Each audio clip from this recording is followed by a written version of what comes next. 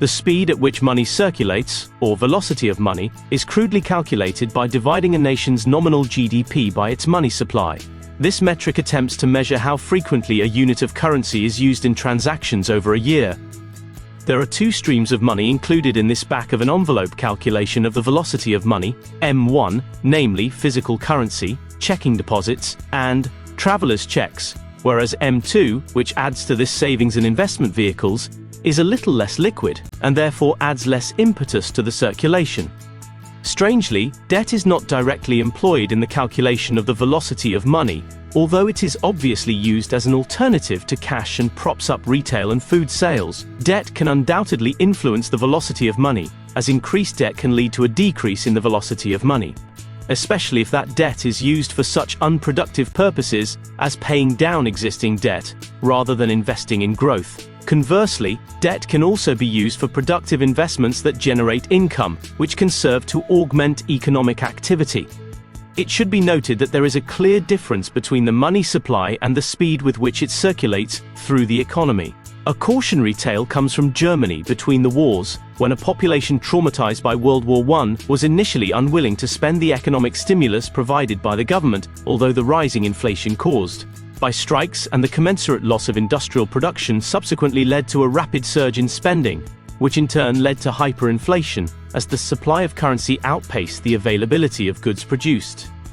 It is thus important to distinguish between the amount of currency that enters the economy and its rate of circulation. Many factors can affect how quickly currency enters circulation and thereby increase the flow or speed of money. Lower interest rates encourage borrowing and debt spending, as does optimism about the economy. In contrast, economic worries and increased interest rates have the opposite effect and can precipitate a rapid economic slowdown as spending and investment decrease.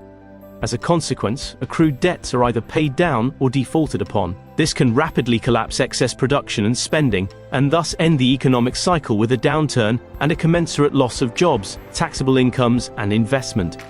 This brings us to the issue of wealth asymmetries, and why trickle-down economics presents such a problem.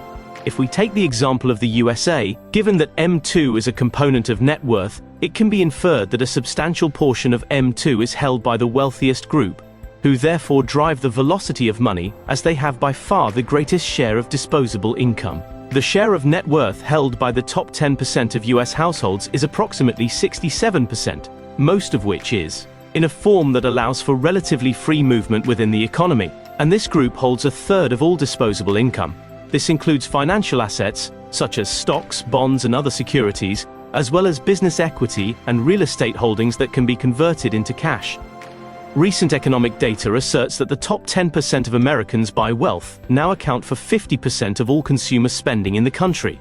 However, most of their discretionary spending is reportedly on luxury goods such as fashions, jewelry, cars, jets and boats, or vacations, much of which either circulates within affluent enclaves like Aspen or Miami Beach, or else flows overseas to exclusive resorts and the manufacturers of premium products. Thus, the flow of this wealth, in the form of discretionary spending, does not tend to circulate through the broader economy and trickles down through the service and retail sectors.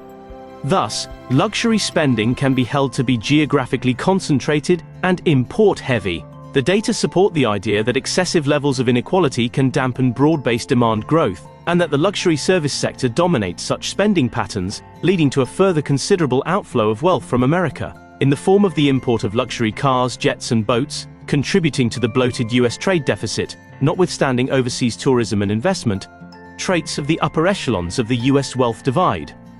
This leads to a further potential criticism of current calculations of the velocity of money, as it assumes that such currents of currency flow freely across the broader US economy, as forecast by tumbledown economics, and not within exclusive tidal pools. Like ocean currents, the velocity of money might be more accurately modeled in terms of local, seasonal and regional flows, rather than as a national current. The danger is that such modeling overlooks localities starved of cash flow, either due to seasonal trends or a flight of affluence from declining areas.